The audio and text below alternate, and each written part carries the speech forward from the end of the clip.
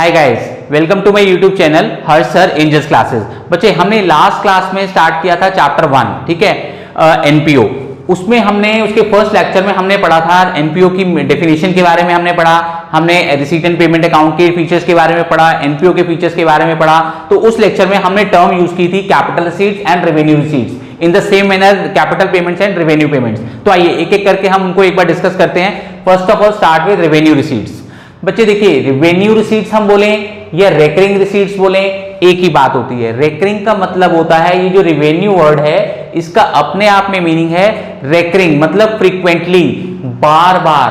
आप इसको ऐसे समझ सकते हैं कि एक ही साल में कई बार। एक बार देखते हैं, इसको डिफाइन करते हैं। Amount received in the normal course of business mainly from sale of goods and services.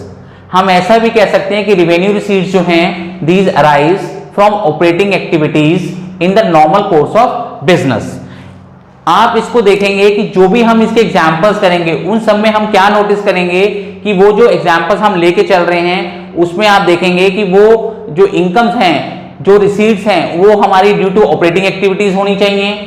ठीक है, ऑपरेटिंग एक्टिविटीज होनी चाहिए, that is it should be normal course of business होनी चाहिए। ठीक है, गुड्स और सर्विसेज को सेल करके होनी चाहिए। तो ये सारे मैं यहां पे सर्कल कर देता हूं ताकि आपको अंडरस्टैंड करने में इजी रहेगा। Operating, normal course of business, ये चीजें, ठीक है। तो आइए और इन एग्जांपल्स को, जो हमारे रेवेन्यू रिसीट्स के एग्जांपल हम पढ़ेंगे, रेवेन्यू या जो हम रेवेन्यू रिसीट्स जिसकी बात कर रहे हैं, इसको हम क्या ट्रीट करते हैं, हम इनकम ट्रीट करते हैं। तो आइए इसके एक एक एग्जांपल्स की बात कर लेते हैं। सब्सक्रिप्शन। अब आपने सभी ने यही चीज नोटिस करनी है कि ये सारे जो एग्जांपल्स मैं रीड करने जा रहा हूं आपके सामने, ये सभी चीजें एक एनपीओ के लिए ऑपरेटिंग एक्टिविटीज हैं, उनके नॉर्मल कोर्स ऑफ बिजनेस से रिलेटेड हैं, उनको नॉर्मल कोर्स ऑफ बिजनेस से मिल रही हैं या गुड्स एंड सर्विसेज को सेल करके मिल रही हैं। Example is subscription, entrance fees, general donation, lockers rent, general grant, interest on investments, rent received, interest received, dividend received, miscellaneous receipts, proceeds from entertainment. तो जैसा कि हमने पढ़ा कि these all are the examples of revenue receipts. तो इनकी location क्या रहेगी? लोकेशन रहेगी बच्चे रिसीट एंड पेमेंट अकाउंट में, ये डेबिट साइड में आएंगे। डेबिट साइड कौन सी होती है? रिसीट साइड होती है। और इनकम एंड एक्सपेंडिचर अकाउंट के ये क्रेडिट साइड में आएंगे। क्रेडिट साइड कौन सी होती है? इनकम साइड होती है। ठीक है, तो क्योंकि इनकम्स में ऑल टाइप ऑफ इनकम्स आती हैं, ठीक है। रेवेन्यू रिसीट्स जो हमारी रेवेन्यू नेचर की जो रिसीट्स होती हैं फॉर करंट ईयर ओनली, अभी हम डिटेल में नेक्स्ट लेक्चर के अंदर हम इनकम एंड एक्सपेंडिचर अकाउंट के बारे में पूरा पढ़ेंगे। एक बात आपको बहुत इंपॉर्टेंट बात, ये काफी इंपॉर्टेंट बात है जो मैं आपको यहां पे क्लियर करना चाह रहा हूं। आप ये ध्यान देंगे कि ये जो रिसीट्स हैं, अगर ये पैसा किसी एनपीओ को मिलता है तो आपने ध्यान देना है कि उससे लायबिलिटी इंक्रीज नहीं होने वाली है और ना ही उससे कोई एसेट डिक्रीज होने वाली है। आप इस चीज को ध्यान में रखकर चलेंगे। आप इसको रिवाइज कीजिए। इसके बाद हम स्टार्ट करते हैं कैपिटल रिसीट्स के बारे में। तो आइए बच्चे स्टार्ट करते हैं अब हम कैपिटल रिसीट से। देखिए, कैपिटल रिसीट्स होती हैं बेसिकली, इनको हम बोलते हैं receipts of non recurring nature. Non recurring मतलब जो बार बार नहीं होती हैं, that is called non recurring. आइए पढ़ते हैं। Amount not received in the normal course of business. इससे पहले हमने रेवेन्यू रिसीट में पढ़ा amount received in the normal course of business. जो नॉर्मल कोर्स ऑफ बिजनेस से मींस ऑपरेटिंग एक्टिविटीज से जो पैसा मिलता है, दैट इज कॉल्ड वो कैपिटल रिसीट होती है। लेकिन यहां क्या कह रहा है? Amount not received in the normal course of business, की वो जो पैसा हमारे पास आ रहा है वो बिजनेस के नॉर्मल कोर्स से रिलेटेड नहीं है, मींस बिजनेस की ऑपरेटिंग एक्टिविटीज से, मींस जिस काम में वो बिजनेस लगा हुआ है उन एक्टिविटीज से रिलेटेड नहीं है। Not from normal course of business या फिर not from operating activities of the business हम कह सकते हैं। In other words, amount received by the business that are not income. वो अमाउंट, क्योंकि जब वो हमारी ऑपरेटिंग एक्टिविटीज से रिलेटेड ही नहीं है, जो हम काम कर रहे हैं उससे रिलेटेड ही नहीं है, तो वो हमारी इनकम भी नहीं है। तो इसलिए कह रहा है amount received by the business that are not income, जो हमारी इनकम नहीं है। इसमें क्या क्या इंक्लूड होता है? Proceeds from sale of fix assets. अगर हम फिक्स एसेट्स बेचते हैं, लाइक अगर हम अपनी मशीनरी, फर्नीचर, बिल्डिंग, इस तरीके की कोई चीज, ऑर्गेनाइजेशन की, बिजनेस की कोई चीज सेल कर देते हैं, तो उससे आने वाला पैसा कैपिटल रिसीट कहलाएगा। लोन रिसीव, अगर हम कहीं से मनी बोरो करते हैं हमारी ऑर्गेनाइजेशन, तो वो भी हमारा कैपिटल रिसीट होगा, वो भी हमारी इनकम नहीं काउंट होगा। अगर हमें मान लीजिए किसी फंड से रिलेटेड, मींस लाइक हमें कोई अपना फंड ट्रांसफर कर रहा है, हमें प्राइजेस डिस्ट्रीब्यूशन के लिए फंड आ रहा है, या फिर हम बोलें कि हमें मैचेस के लिए फंड आ रहा है, तो किसी पर्टिकुलर पर्पस के लिए, स्पेशल किसी पर्पस के लिए अगर हमारे पास फंड रिसीव हो रहा है, तो वो भी जो रिसीट है वो हमारी कैपिटल नेचर की रिसीट कहलाएगी, हमारी इनकम काउंट नहीं होगी। जब इनकम काउंट नहीं होगी तो अंडरस्टूड है कि वो इनकम एंड एक्सपेंडिचर अकाउंट में नहीं जाने वाली है। आइए देखते हैं इसकी लोकेशन एक बार चेक कर लेते हैं कि ये जो पैसा आ रहा है, ये जो कैपिटल रिसीट्स आ रही हैं, ये एक तो बच्चे देखिए क्योंकि रिसीव हो रहा है, मनी तो रिसीव हो ही रही है, तो रिसीट एंड पेमेंट अकाउंट की डेबिट साइड में होगी, मींस रिसीट साइड में होगी, और ये हमारी बैलेंस शीट की लायबिलिटी साइड में आएगी। ध्यान देंगे कैपिटल रिसीट्स जो हैं वो जो हम क्लोजिंग बैलेंस शीट प्रिपेयर करते हैं, क्लोजिंग बैलेंस शीट की यहां मैं मेंशन कर देता हूं, क्लोजिंग बैलेंस शीट की लायबिलिटी साइड में आएगी। इसके एग्जाम्पल देख लेते हैं। इन सभी एग्जाम्पल्स के अंदर एक चीज आपको नोटिस करनी है कि ये सारे एग्जाम्पल्स जो हैं कैपिटल रिसीट्स के एग्जाम्पल हैं, तो इन सबसे लायबिलिटी हमारी इंक्रीज होगी या एसेट हमारे डिक्रीज होंगे। इन दोनों में से कोई ना कोई काम जरूर होने वाला है, या तो इधर लायबिलिटी विल इंक्रीज और एसेट विल डिक्रीज। तो मैंने इसके आगे लिख दिया है कि किससे लायबिलिटी इंक्रीज हो रही है और किससे एसेट डिक्रीज हो रही है।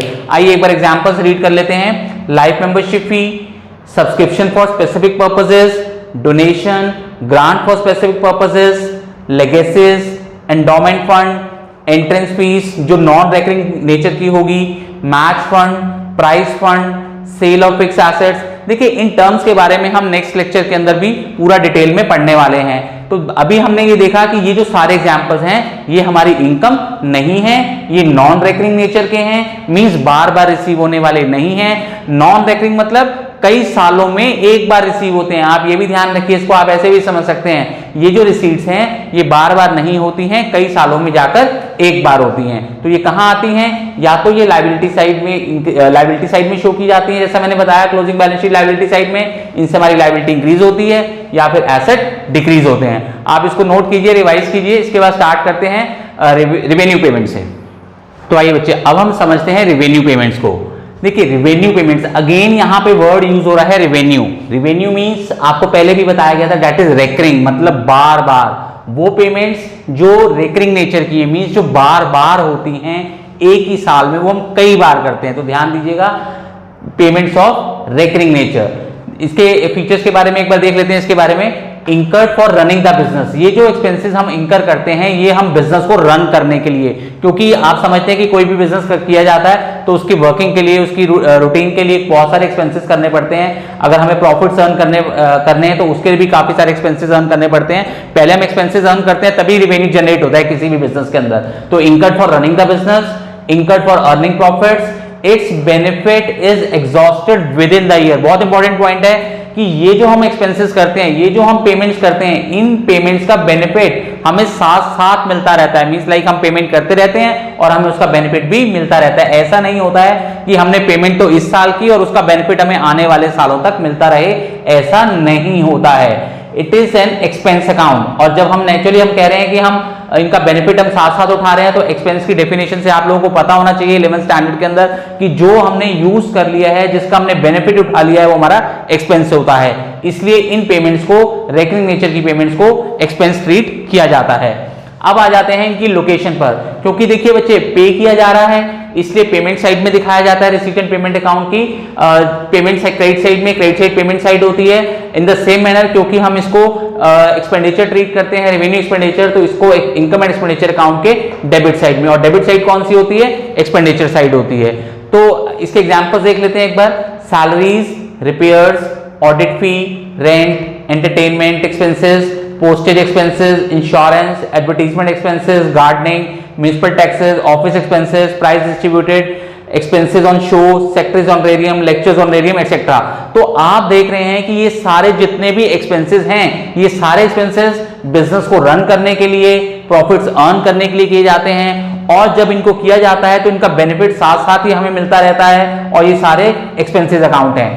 इसमें आप ये ध्यान रखेंगे, जो इंपॉर्टेंट बात है कि इन एक्सपेंसेस को इंकर करने से हमारी कोई भी लायबिलिटी बच्चे डिक्रीज नहीं होती है, ना ही हमारी कोई भी एसेट इंक्रीज होती है। तो इस चीज का आप ध्यान रखेंगे, रिवाइज कीजिए। हम स्टार्ट करते हैं कैपिटल पेमेंट से। तो आइए अब आते हैं कैपिटल पेमेंट के ऊपर। देखिए capital payments means payments of non recurring nature. Non recurring means जो रेकरिंग नहीं है, मींस जो फ्रीक्वेंटली नहीं है, मींस जो बार बार नहीं होती हैं। तो हम ऐसे कह सकते हैं कि लाइक ये कई सालों में एक बार होती हैं, ठीक है। तो ध्यान रखेंगे, नॉन रेकरिंग मींस जो बार बार नहीं होती हैं, कई सालों में एक बार होती हैं। हम कह सकते हैं कि incurred for acquisition of fix assets for use in the business, कि इस टाइप की जो पेमेंट्स होती हैं वो फिक्स एसेट्स को एक्वायर करने के लिए, मींस परचेज करने के लिए, जिन फिक्स एसेट्स को बिजनेस में यूज किया जाना है उन फिक्स एसेट्स को परचेज करने के लिए ये पेमेंट्स की जाती हैं। हम कह सकते हैं कि ये इंक्रीज करती हैं, इस टाइप की जो पेमेंट्स होती हैं ये किसी बिजनेस की अर्निंग कैपेसिटी को इंक्रीज करती हैं, बढ़ाती हैं, ठीक है। और जब हम ये पेमेंट करते हैं तो इन पेमेंट्स का जो बेनिफिट है वो हमें कई सालों तक, मतलब एक से ज्यादा सालों तक, आने वाले कई सालों तक इन पेमेंट्स का बेनिफिट हमें मिलता रहता है। और ये जो है एक एसेट अकाउंट क्रिएट करती हैं जब हम इस तरीके की कैपिटल पेमेंट्स करते हैं। It is shown in the balance sheet, जो हम क्लोजिंग बैलेंस शीट प्रिपेयर करते हैं उसमें एसेट साइड में ये शो की जाती हैं। तो आइए इसके एग्जांपल्स की बात करते हैं। एग्जांपल्स पढ़ते हुए हम देखेंगे कि ये जो एग्जांपल्स हैं, ये जो कैपिटल पेमेंट्स के एग्जांपल है, ये या तो एसेट को इंक्रीज करेंगे। बच्चे देखिए यहां भी लिखा हुआ है कि एसेट इंक्रीज होगा या फिर लायबिलिटी डिक्रीज होगी कैपिटल पेमेंट से। तो देख लेते हैं, परचेज ऑफ फिक्स एसेट्स, इससे एसेट इंक्रीज होगा। अगर हम स्पोर्ट्स इक्विपमेंट या बुक्स वगैरह परचेज करते हैं इससे भी हमारा एसेट इंक्रीज होगा। बट अगर हम लोन की रीपेमेंट कर देते हैं, लोन हमारी लायबिलिटी है, अगर लोन की रीपेमेंट हो जाती है तो ये कैपिटल पेमेंट का एग्जांपल है, इससे हमारी लायबिलिटी डिक्रीज हो जाएगी। कंस्ट्रक्शन ऑफ बिल्डिंग करते हैं उससे एसेट इंक्रीज होगा। इन्वेस्टमेंट्स की परचेज करते हैं उससे भी हमारा एसेट इंक्रीज होने वाला है। तो आप देखेंगे कि जितने भी एग्जांपल्स आपने पढ़े हैं, ये सारे जो हम एक्सपेंडिचर कर रहे हैं, ये सारे जो हम पेमेंट्स कर रहे हैं, ये एसेट्स को एक्वायर करने के लिए कर रहे हैं, बिजनेस की अर्निंग कैपेसिटी को इंक्रीज करने के लिए कर रहे हैं। और इन एक्सपेंडिचर को करने का जो बेनिफिट है वो हमें कई सालों तक मिलता रहता है। और ये सारे जो हैं एसेट अकाउंट हैं या कोई लायबिलिटी को डिक्रीज करता है। तो आप देखेंगे इनकी लोकेशन, क्योंकि ये पेमेंट्स हैं तो रिसीट एंड पेमेंट अकाउंट में आएंगी, और क्रेडिट साइड में आएंगी मींस जो कि पेमेंट साइड रहेगी, और इनकम एंड एक्सपेंडिचर अकाउंट में आएगी जो कि हमारी डेबिट साइड में होता है, एक्सपेंडिचर साइड, ठीक है। तो इस तरीके से बच्चे आपने आज देखा कैपिटल रिसीट्स के बारे में, रेवेन्यू रिसीट्स के बारे में, कैपिटल पेमेंट्स के बारे में और रेवेन्यू पेमेंट्स के बारे में आपने आज अच्छे से सारे एग्जांपल्स के साथ पढ़ा। अब नेक्स्ट लेक्चर के अंदर हम करेंगे इनकम एंड एक्सपेंडिचर अकाउंट के बारे में पढ़ेंगे, उसके फीचर्स के बारे में पढ़ेंगे, और क्या क्या उसको उसमें हम क्या क्या आइटम्स डालते हैं, कैसे उसको प्रिपेयर करते हैं, उस सब के बारे में हम पढ़ेंगे।